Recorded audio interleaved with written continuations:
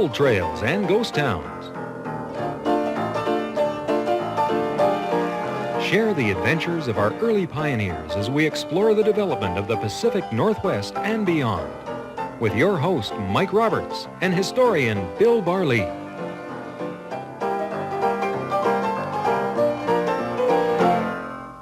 Welcome to Gold Trails and Ghost Towns. Mike Roberts and Bill Barlee, and we're here today to take you back to the mighty Fraser River, biggest river, I guess, in the province of British Columbia, not counting the Peace, which is heading off somewhere else. And the Columbia. But it is the river that led to the heartland of the nation. Yep, it's the most historic river of the province. Virtually everyone knows about the Fraser. So we'll take a look at some areas in the Fraser we haven't looked at before. We've touched on Hope. We'll touch on it only briefly. We've touched on Yale, did a couple of programs on Yale, so we'll bypass that essentially, and we'll come back to it at the end of the program.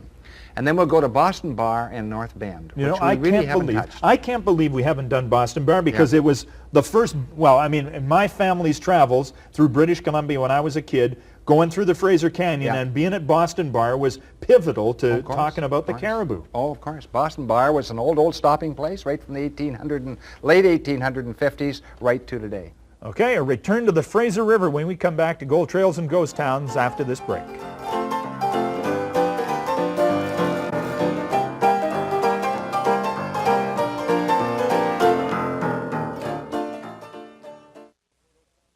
Welcome back to Gold Trails and Ghost Towns. Mike Roberts and Bill Barlee, and we're talking about the Fraser River and some of the towns on the Fraser River. And I guess just to locate ourselves, Hope, the town now, was originally called Fort Hope. Fort Hope, Hudson Bay Post. Very interesting. That's an early sketch of Fort Hope as it looked then. A little stern-wheeler in the river, and not big like Yale. Yale, of course, is much bigger than Hope, and kind of like I like the old name. I like Fort Hope. Yeah, this is kind of an interesting sketch in the first place because who did it and why? Might have been O'Brien. I'm not sure. It wasn't in the archives with the work I looked at, but it looks like an O'Brien to me. And why would he have done it?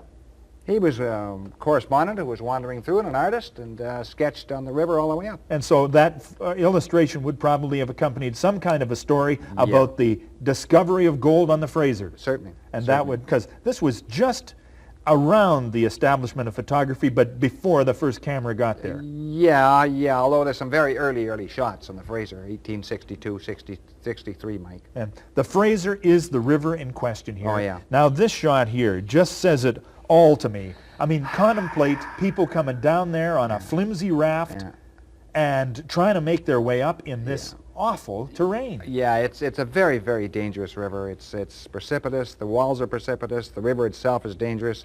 It's unpredictable. You can't ask for much more danger than that. And this one is above the canyon. What are all those racks around the edges? Those are drying racks for salmon. That's an Indian fishery, very close to Hell's Gate, Mike. And that's where they dried the fish. So this is the same country that the prospector had to get through in order to get to the bars on the Fraser to do some panning. That's right, and they worked that river very assiduously right from the 1850s right till the Chinese in the late 1890s. This is a shot of a couple of Chinese miners. Is that a rocker box? That would be That's what a that rocker, is? yep. And they've got these the metal scoops that. Oh, yes. So they're working that little corner of the river. How long would they spend there? Well, it depends how long the low water remained of that. They took low water. You usually work the river in low water in the spring or in the fall. Yep. So this is what the Chinese did, and did very, very well. They gleaned the river and got their tithe every year. We've got a lot of artifacts to do with the Chinese in here, and now we've shown this before, but this is one of the gold scales that they would have used. This would have been their own measure of how much they had, and really pretty accurate. And they could measure that very, very quickly, Mike, and that would stay in the sash as they were mining. And they would, at the end of each day, they knew precisely how much they had earned. Then they would take that to the Chinese banker in Yale, and he would put it away for them, and there was a good arrangement for them. They did very, very well. The little marks on the back here, they would just move the balance point along there and be darn close to what brass scales that would be used by other people would show. Yes, very, very, probably just as accurate. And look at that, the fact that it comes in its own little bamboo container and ties together. Yeah. Do you have any of the provenance of an item like this, or is it just too hard to follow? Actually, I have. That came out of Yale. It came out of the Chinese section in Yale. And I have the name of some of the Chinese miners, not all of them, Mike. Well, that is a treasure because it's Obviously, it's wood. It could deteriorate. It could have been destroyed. Bamboo's broken, tough to deteriorate, though. but it's intact. Oh, yeah, and it it is. works. Yeah. All of these little brass coins here. Now, brass slugs. What are Yeah. these? Well, those are actually, some of those are quite rare. Some of the Chinese in Vancouver's Chinatown said, Bill, some of those are extremely rare. And of course, there are collectors in Hong Kong and China proper that do collect Chinese coins. So I'll have to go over a Chinese book or catalog on the coins and see exactly how rare they are. They were quite impressed. Grab that stick over there, because nobody would actually handle these coins except the person who finally won. The guy who was in doing the Mahjong or gambling, whatever it was, he right. would use this to push the money around on the table. That's the house stick. Yeah, he would not use his fingers. They didn't trust him. And isn't that something? Yeah. And he was proud to have this one. And when you take Sure. a look at one of these house sticks, you can see that the patina is worn right off there. Yeah. The thousands of flicks of the wrist. Oh, yes. Isn't that a neat piece Yeah, of work? it's a beautiful piece. Again, a fragile piece of work, because it could have been broken. Some kid could have thought, that looks like an arrow to me, That's and right. fired it Yeah, into the they river. aren't easy to find at all.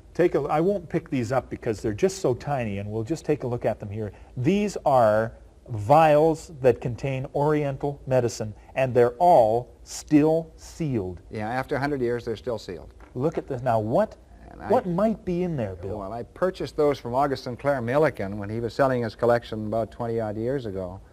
And he said they're quite important, Bill, because you get a lot of empty medicine bottles, and some people say they're opium bottles. That's nonsense. They aren't. Opium came in a brass tin. And but they have the directions and how much you'd take and how much you would not take. And so it's quite interesting. I find it a real picture in the past. You reach right back into a century. And Each one hasn't sealed changed. with wax on Yeah. the top there. Yeah. Just amazing. This is also, anytime you find something that is fragile as a ceramic teapot, Yeah. porcelain teapot, the fact that it still exists is Yeah. a credit Actually, I to found the luck, teapot. I suppose. Found the teapot in Yale and found this in the Wild Horse. And it's exactly the same maker. Lucky. Very lucky. Oh, yeah. And the handle, obviously, well. something happened. So this is, what is that, a barley special? Yeah, well, that was the way I got it. I guess the Chinese used it. And Okay. So I just left it on there. Very neat. Okay. And one other item that we'll take a look at right here.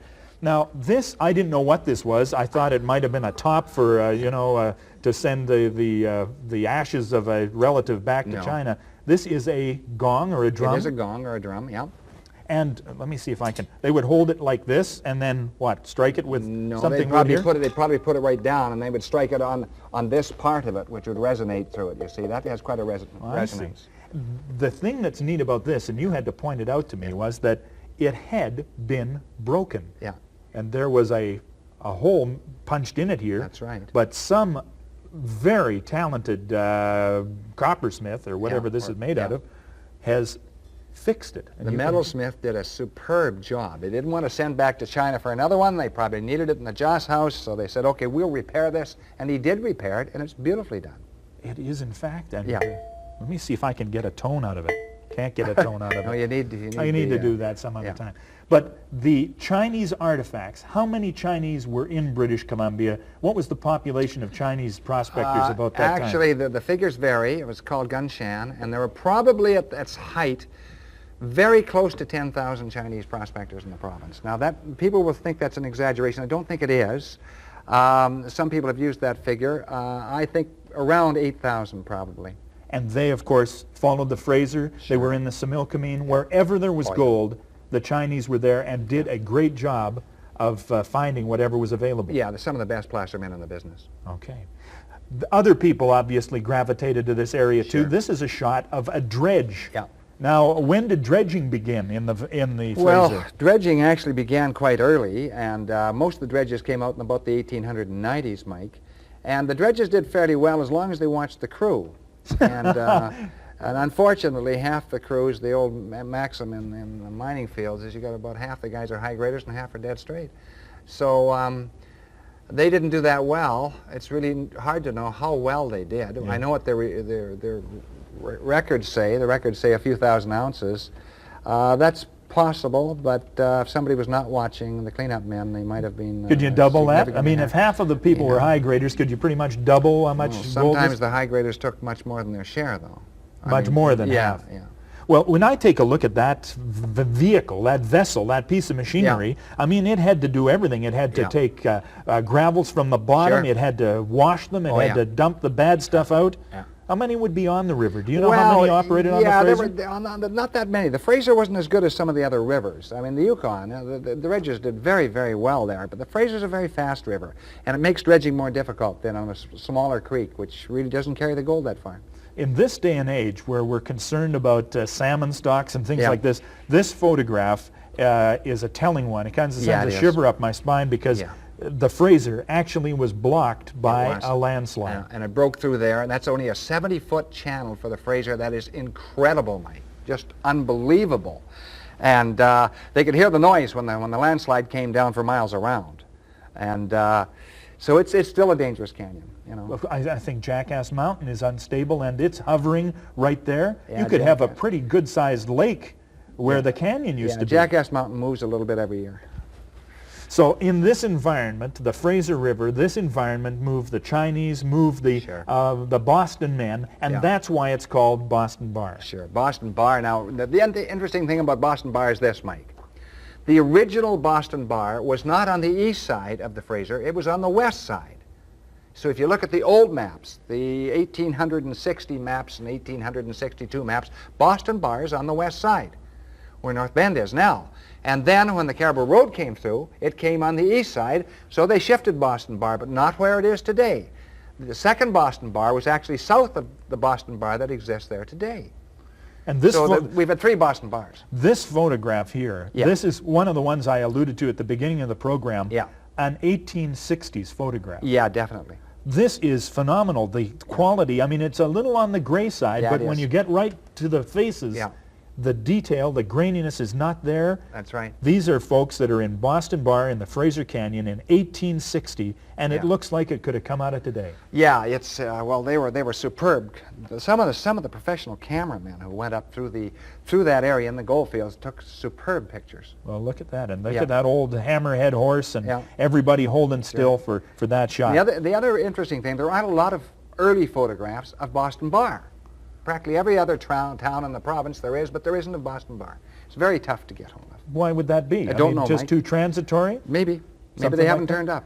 I remember Boston Bar, of course, because as a kid, again, in the 50s, going on car holidays with my parents, you'd go through the Fraser Canyon and the cantilevered roads out over the abyss, and Boston Bar was finally a place you could stop and look at this great shot. This is out of the 40s, this shot of a hotel, a licensed premises. Yeah, that's the Boston Bar of probably around 1940.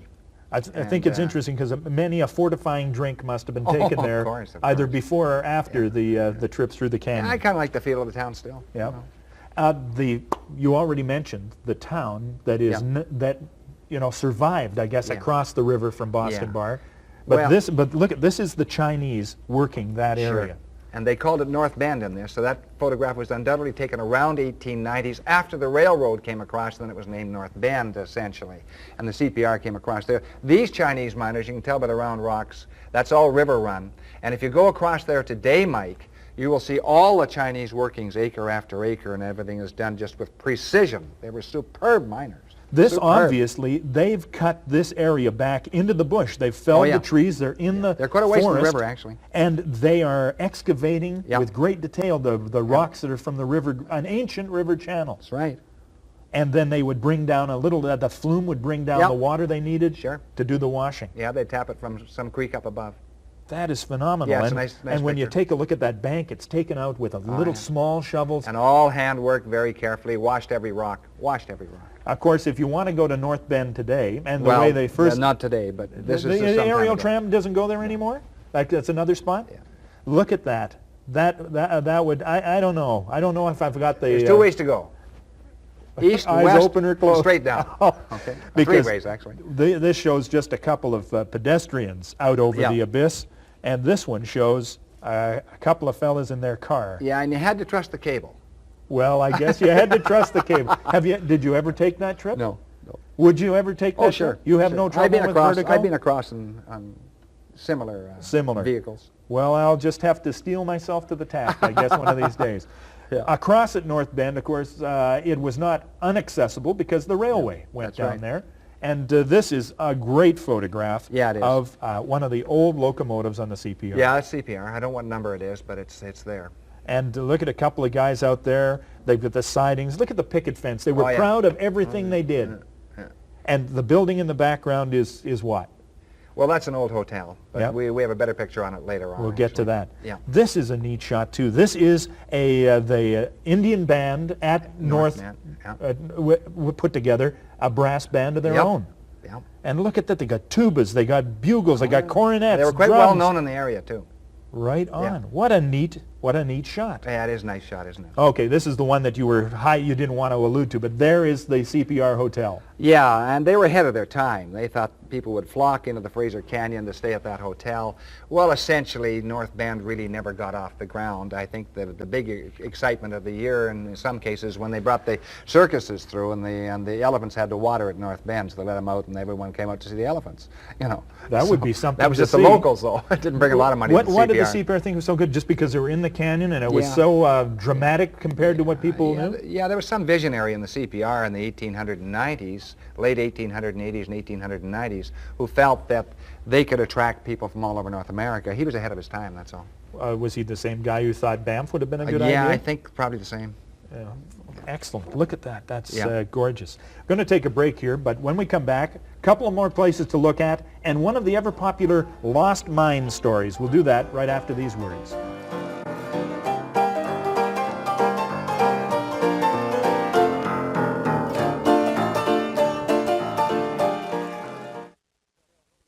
Welcome back to Gold Trails and Ghost Towns. Mike Roberts and Bill Barley. And contrary to popular opinion, Barley was not alive when all of the things we talked about happened.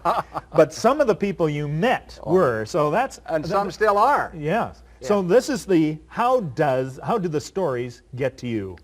Well, you know, I was lucky. When I traveled around the province, I met a lot of fascinating people.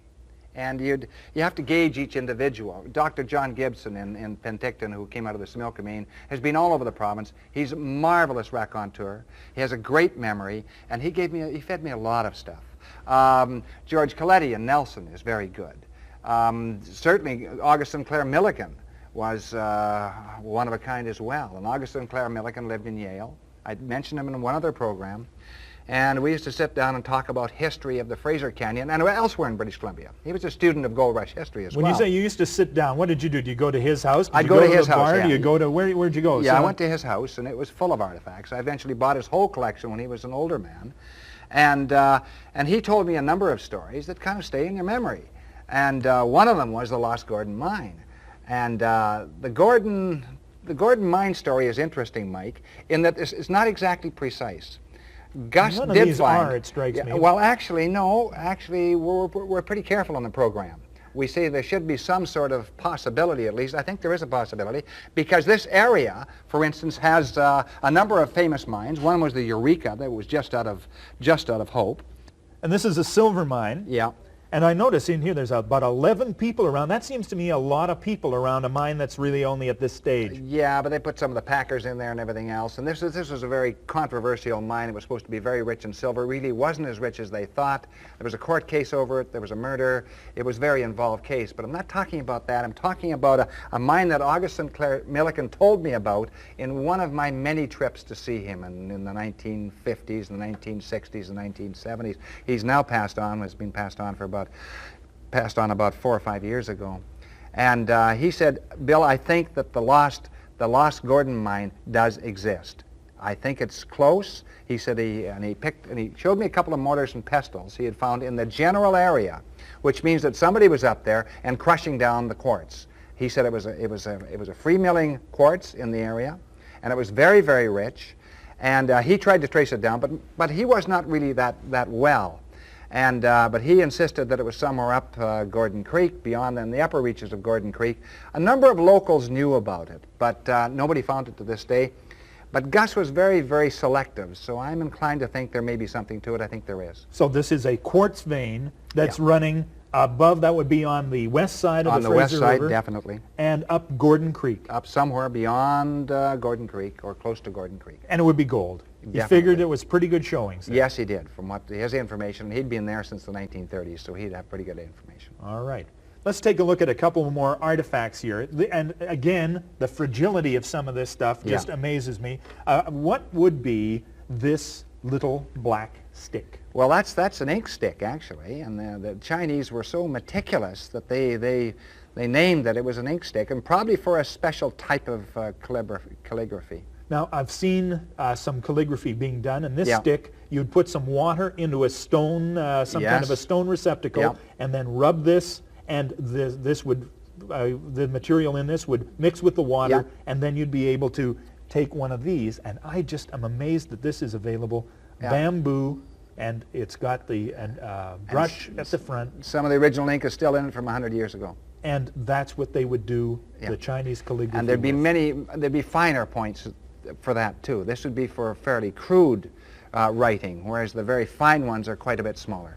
This is you think to yourself about the general education of people, and the Chinese had to be amongst the most highly educated people in that area. Placed great value on it, right from the, although many of the Chinese who came in originally were illiterate, and but they made sure that their children were not. Very interesting. And that is a fascinating piece of cultural artifact there. This is a pewter bowl, and it happens to have some gold in it, just to attract your attention. This is Oriental as well? Yeah, that's Oriental. That's Chinese for sure. And the pewter, this would be very heavy in the lead category. Yes, it is. It's an unusual pewter. It's a very soft pewter. Pewter ordinarily, it ranges in hardness to a degree. This is an extremely soft pewter. And stones that are polished. And those would be hand-polished stones too, wouldn't they? Yeah. And set into that particular area. And one other thing that you brought on the show before, it's going to be kind of a difficult thing to get to, but this is a, as you say, a Keno game? Yeah, it's a Keno game. It's the original. It's the forerunner to Keno. It's the Chinese call it the white dove game or the white pigeon game. Each one of these pieces of wood is a very hard wood. Yeah, it's rosewood. Has a character carved in reverse. In reverse, right. On it. And this is, how many years would it have taken to do? This is a work of immense dedication. It would take possibly 1,000 hours. You guess a little bit. There are 160 pieces, I think, or 140 pieces in the whole set. And when you take a close look at it, you can see each chisel mark, each gouge, and the way it was laid down, and then the immense detail of the face of it. Fine artisan, Mike. And when we've talked about the bar, Boston Bar on the Fraser River, there were how many other bars? There was on the Hills Fraser Bar, major bars. There was Murderer's Bar. There was Strawberry Bar. There's Fort Yale Bar. There was Seabird Bar. Oh gosh, it goes on and on and on. There was Boston Bar. There was Sailor's Bar. I think there were probably 50 major bars, if you look at the old maps, on the Fraser River between Lytton and way down to Seabird Bar, which is near Fort Langley. Each one of them occupying the time of endless miners, Chinese and European. Thank you very much for the return visit to the Fraser River. See you next time on Gold Trails and Ghost Towns.